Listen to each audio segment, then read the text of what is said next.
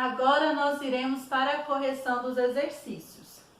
Página 14, redação no Enem, liberdade de expressão versus discurso de ódio. O texto a seguir começa com depoimentos de 3 alunos participantes do Exame Nacional do Ensino Médio, Enem, de 2016.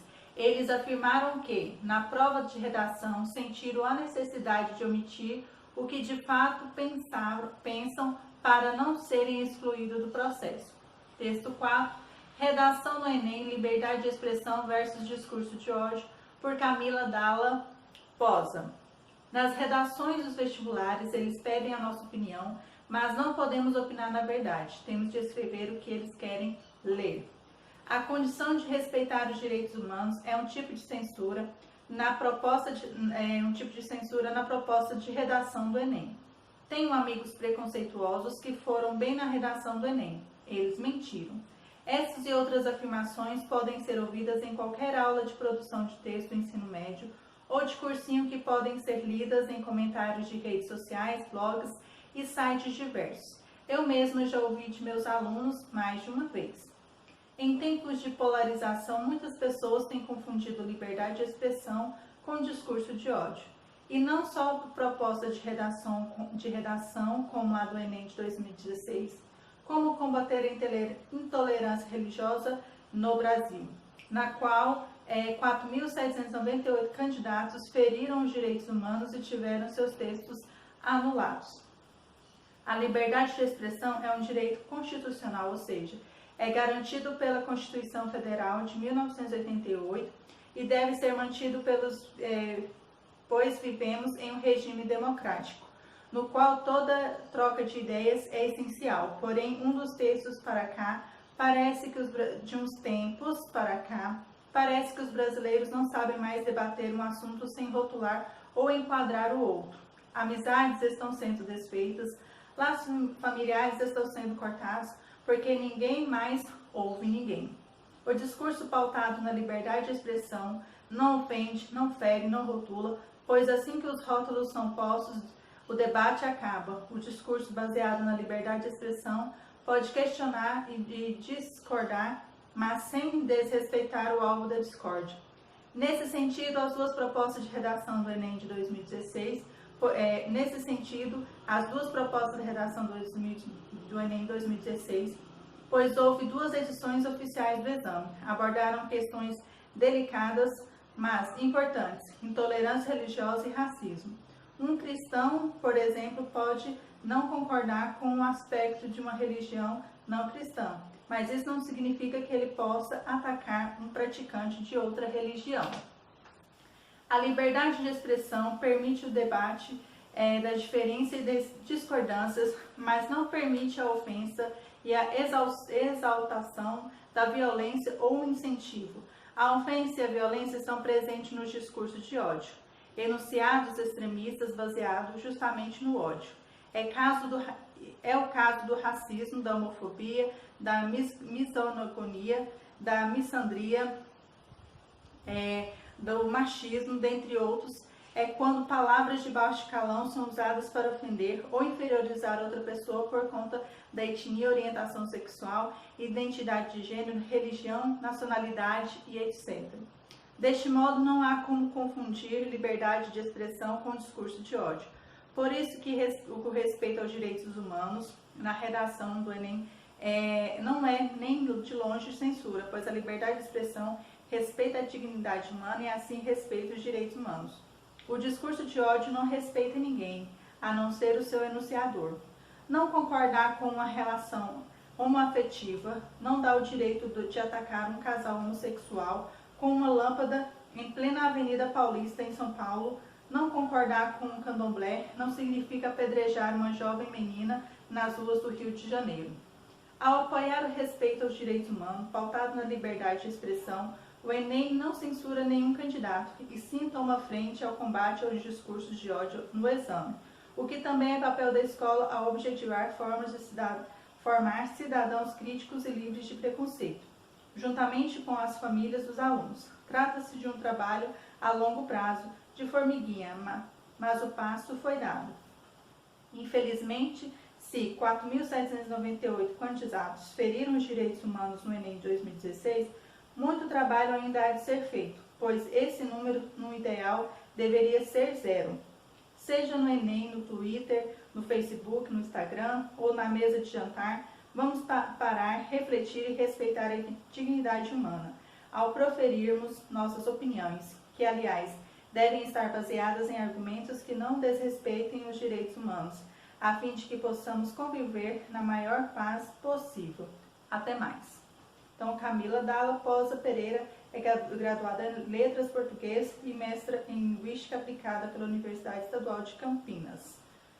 Então, nós temos aqui, tá, um artigo comentando sobre o tema que foi apresentado no Enem de 2016, né, Liberdade de Expressão versus Discurso de Ódio, né, em que a proposta foi dita aqui como debater a intolerância religiosa no Brasil, né? Então, muitos, infelizmente, feriram os direitos humanos e perderam e foram zeradas suas redações aí.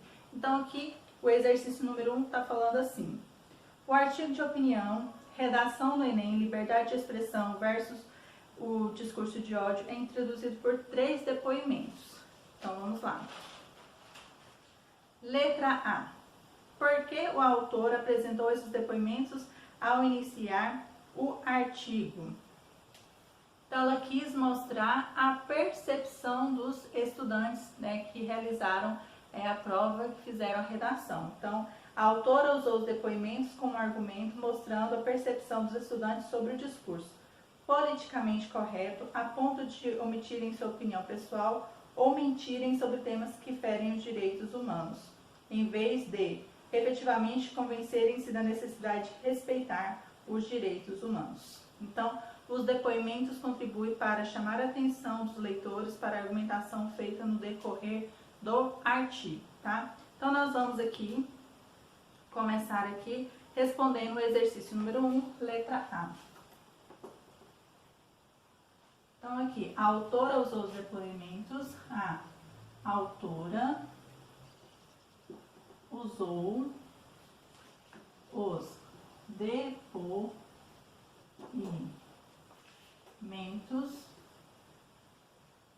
depoimentos como argumento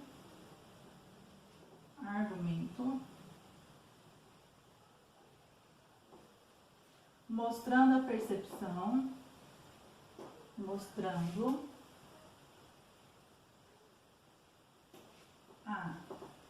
percepção, mostrando a percepção dos estudantes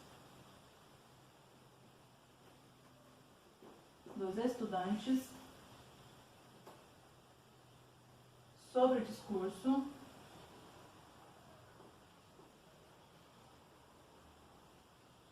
o discurso politicamente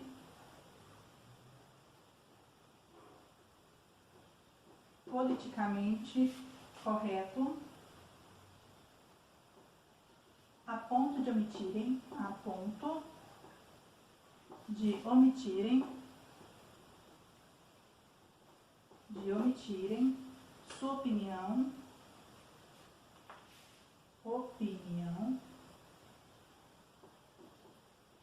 pessoal ou mentirem sobre. Então, vocês façam uma pausa aí, tá bom? Que estarei apagando e dando continuidade com a resposta.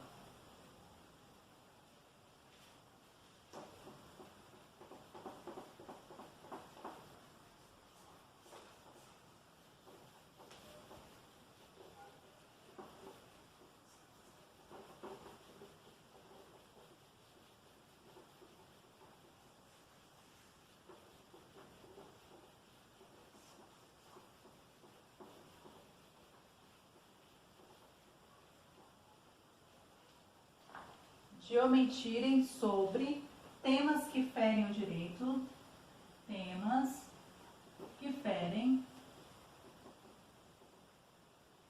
os direitos ferem os direitos humanos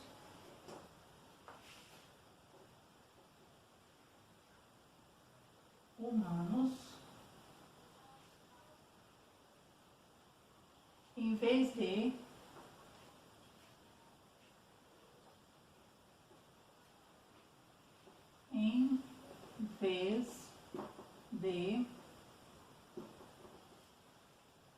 efetivamente convencerem-se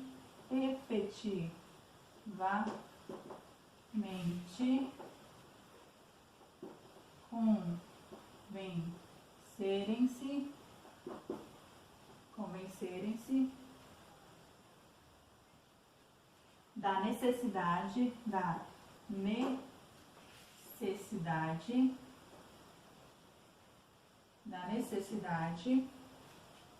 de respeitar os direitos humanos.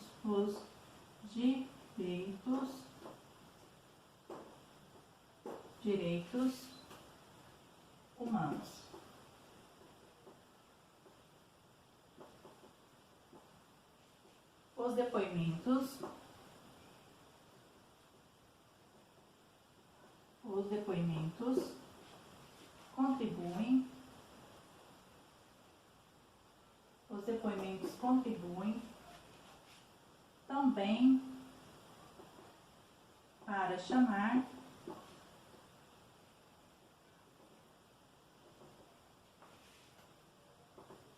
a atenção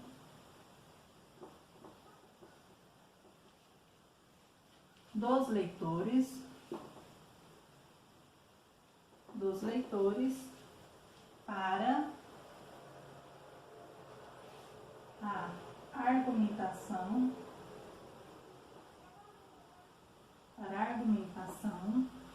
feita no decorrer do artigo.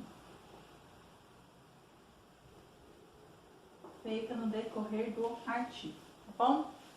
E a letra B não vamos fazer, então já vamos para o exercício número 2.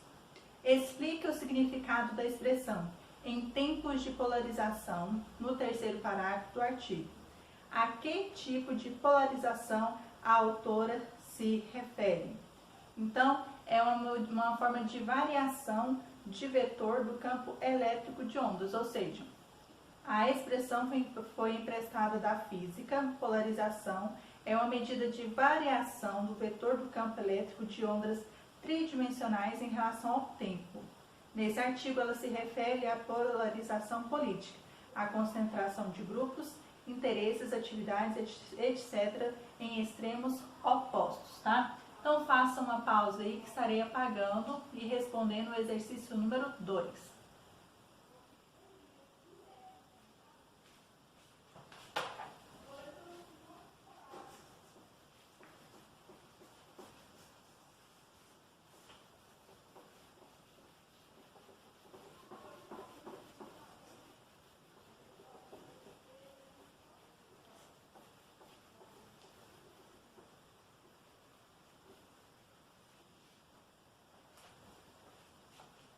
Então, respondendo o exercício número 2.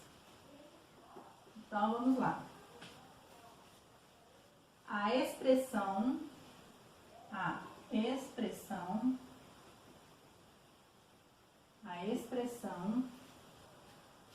foi emprestada da física. Foi emprestada da física.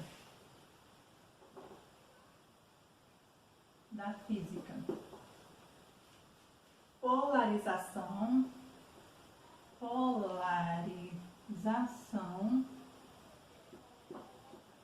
é uma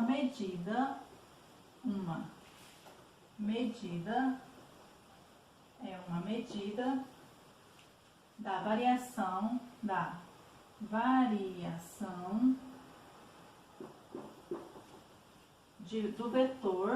do vetor do campo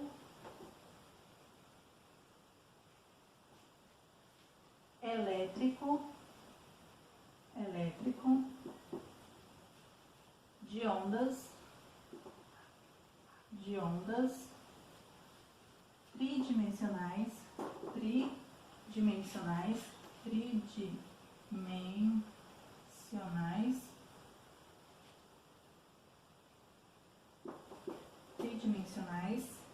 em relação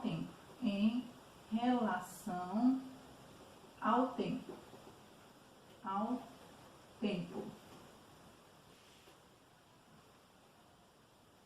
Nesse artigo, ela se refere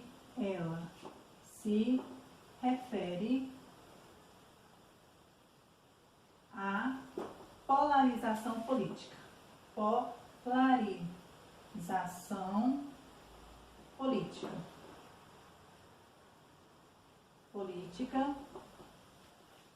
A concentração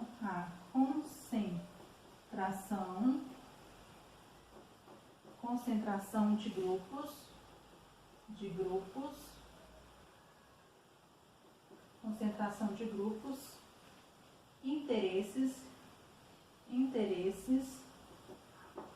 atividades,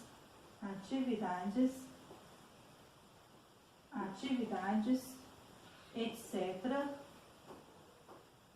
em extremos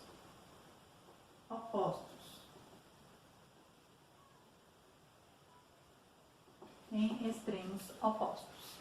Então, assim ficou respondida a questão número 2 em relação à polarização. Então, ela foi retirada um termo da física, uma expressão da física, e no artigo ele está sendo como uma polarização política, né? A concentração de grupos, interesses, atividades, etc., os extremos opostos. Então, tudo relacionado a esse meio aí, ok? E no próximo vídeo darei prosseguimento respondendo a questão número 3.